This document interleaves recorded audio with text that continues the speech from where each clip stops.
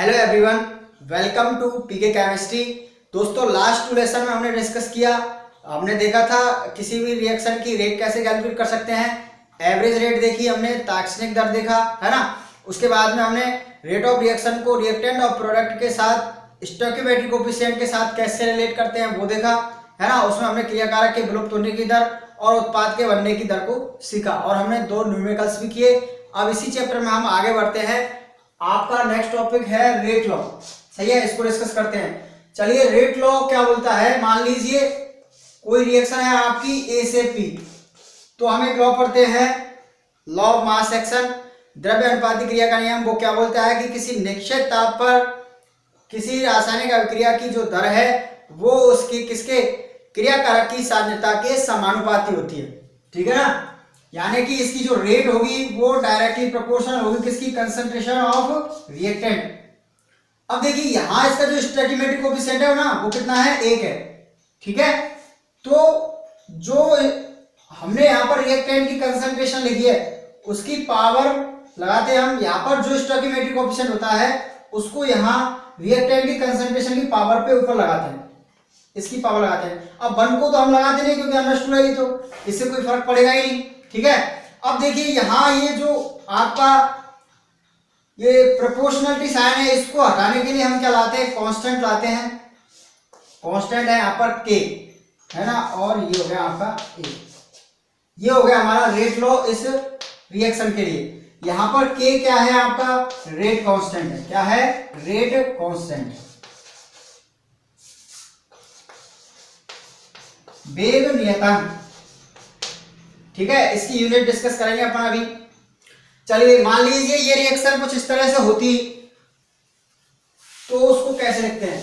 एक general reaction हम यहां पर कंसीडर करते हैं। ये कोई जनरल रिएक्शन हमने ली, ठीक है, ये जनरल रिएक्शन ली। इसके लिए रेट लॉ हमें लिखना है, तो वो कैसे लिखेंगे देखिएगा। Rate is directly proportional concentration of A. अब देखो जो स्टोइकियोमेट्रिक कोएफिशिएंट है वो क्या है इसका, ए, तो पावर में लगाया हमने, और आगे ये क्या है आपका बी। तो जितने भी क्रियाकारक होंगे आपको वो सब लिखने हैं इसके अंदर, है ना। मान लीजिए यहाँ पर एक और होता तो उसको भी लिखते। तीनों किस्म होंगे मल्टीप्लीकेशन में, ऐसे नहीं प्लस नहीं करना। यहाँ पर ये तीनों किस्में हैं, जो भी जितने भी होंगे सब किस्म होंगे आपके मल्टीप्लाई होंगे सारे के सारे। अब यहाँ पर इस साइन को हटाने के लिए फिर से अपन वही क्या लाते हैं, के कांस्टेंट लाते हैं, और इसको सेम टू सेम लिख देंगे अपन यहाँ पर। चलिए, ये हो गया एक जनरल फॉर्मूला आपका, क्या किसी भी रिएक्शन का रेट लॉ हम इस तरह से लिख सकते हैं। बहुत ही इंपॉर्टेंट है क्योंकि आगे हम क्या सीखने वाले हैं, हम पढ़ेंगे अभी आपकी फर्स्ट ऑर्डर, सेकेंड ऑर्डर और 0 ऑर्डर रिएक्शन। उसमें सबसे पहले हम रेट लॉ ही लिखते हैं। देखिएगा आप यहाँ पर एक इंपॉर्टेंट टर्म है आपकी कि ये जो है आपकी घात ए और बी, इसका जो ऐड करने पर वैल्यू आएगी जिसको हम मान लेते हैं एन, है ना। इन पावर्स को हम क्या करेंगे, ऐड करेंगे, तो जो वैल्यू आएगी, मान लीजिए कोई भी वैल्यू हो सकती है, जनरल हमने एन लिखा है, तो यहां पर ये जो एन है वो कहलाती है आपकी order of reaction. Order of reaction, रासायनिक अभिक्रिया की कोटि। ठीक है, तो ये बहुत ही इंपॉर्टेंट टर्म है केमिकल काइनेटिक्स के अंदर। तो अगर आपको इसको डिफाइन करना है ऑर्डर ऑफ रिएक्शन क्या होती है, तो दर नियम में जो हम रिएक्टेंट की कंसंट्रेशन की जो पावर होती है उसका योग क्या कहलाता है, हमारा ऑर्डर ऑफ रिएक्शन। अगर इसकी वैल्यू क्या है, इसकी वैल्यू अगर 0 है तो उसको बोलेंगे हम 0 ऑर्डर की रिएक्शन। इसकी वैल्यू क्या है, 1 है तो उसको फर्स्ट ऑर्डर रिएक्शन, और इसकी वैल्यू अगर 2 है तो उसको सेकेंड ऑर्डर, 3 है तो थर्ड ऑर्डर, ऐसे चलता जाएगा nth ऑर्डर तक। ठीक है, कोई भी हो सकती है n की वैल्यू। चलिए, अब यहां पर हम पहले ऑर्डर को और डिस्कस करें उससे पहले इस के की, यानी जो वेग नियतांक है आपका रेट कांस्टेंट, उसकी यूनिट देखते हैं। इसकी यूनिट क्या होगी, है ना। और उससे भी पहले हम देखते हैं जो हमने रेट की ऑर्डर नहीं देखी अभी तक, उसको देख लेते हैं। रेट यानी रेट ऑफ रिएक्शन की यूनिट क्या होगी, unit of rate of reaction. ठीक है, तो जनरली अगर हम बात करें रेट ऑफ रिएक्शन की, तो रेट ऑफ रिएक्शन क्या होती है, चाहे वो औसत हो या आपकी ताक्षणिक हो, रेट क्या होती है आपकी, मैं इसको लिख देता हूं D C by D T, है ना, या फिर क्या होती है आपकी delta C by delta T. यानी कि ऊपर तो आपकी क्या है कंसंट्रेशन, यानी कि कंसंट्रेशन है ऊपर और नीचे क्या है आपका टाइम। तो कंसंट्रेशन में चेंज विद टाइम, यही तो हमारी रेट होती है। यानी कि दर जो है आपकी किसी भी अभिक्रिया की वो क्या है, सांद्रता में परिवर्तन समय के सापेक्ष। तो ऊपर आपकी कंसंट्रेशन है ना,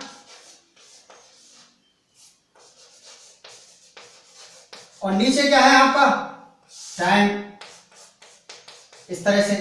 अब कंसंट्रेशन आपकी कई तरह की होती है, मोलरिटी के टर्म में भी हम बोल सकते हैं, मोलरिटी बोल सकते हैं, नॉर्मेलिटी बोल सकते हैं, जर्नली हम क्या लेते हैं मोलरिटी।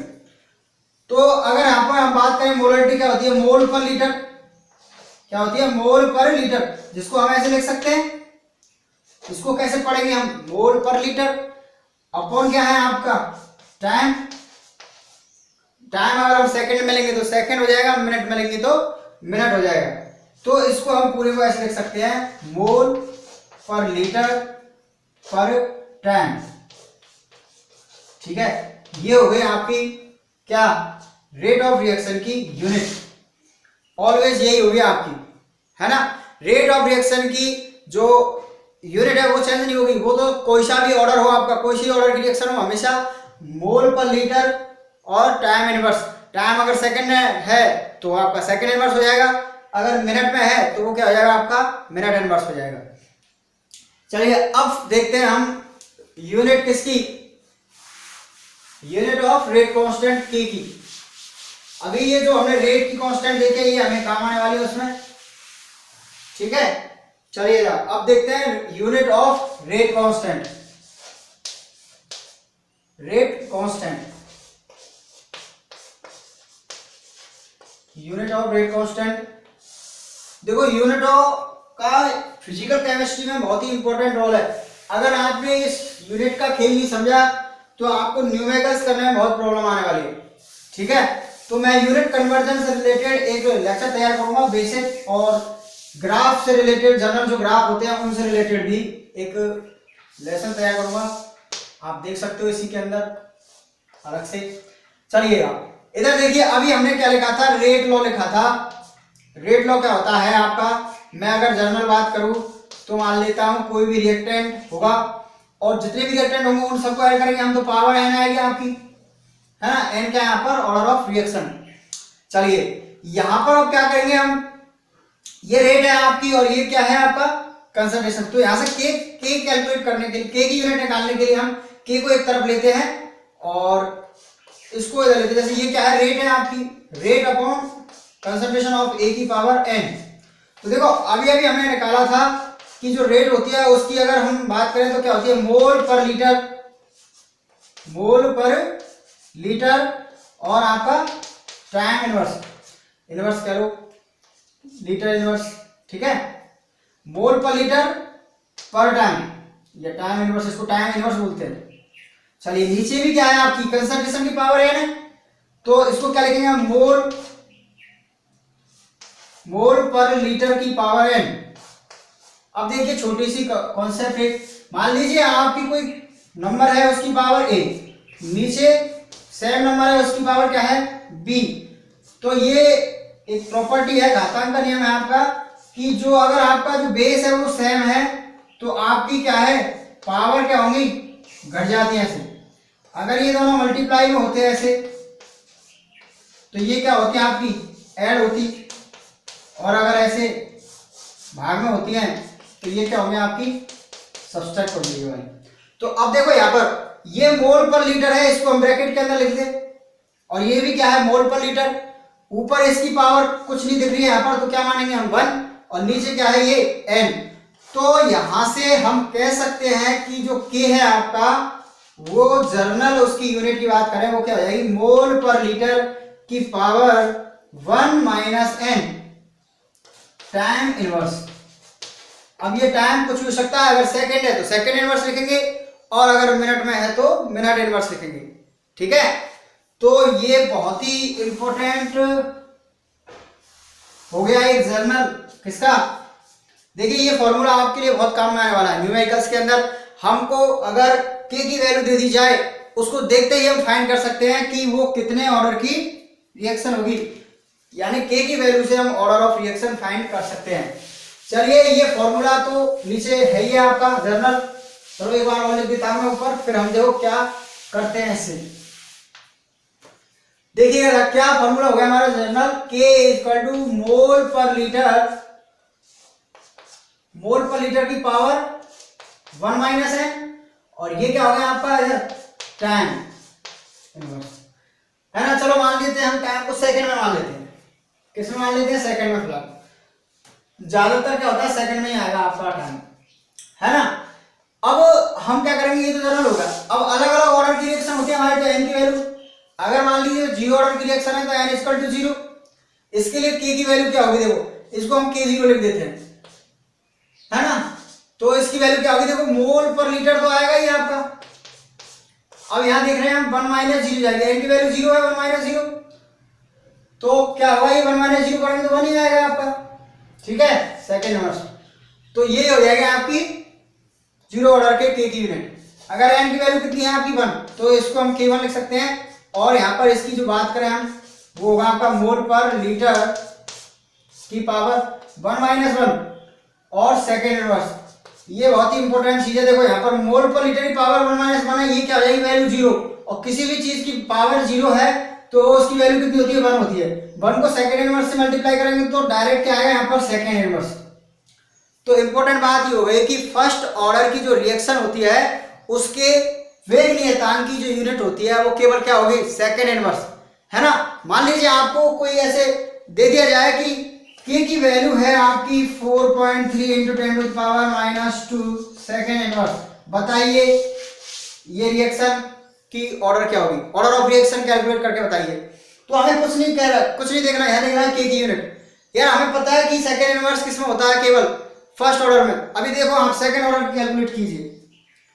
सेकेंड ऑर्डर का k की वैल्यू जो आएगी वो क्या आएगी, k की वैल्यू नहीं, k की यूनिट क्या आएगी, देखिए इधर अगर क्या है आपका n इक्वल टू 2 है, तो इधर देखिएगा इधर क्या होगा 1 माइनस 2 होगा, तो मोल पर लीटर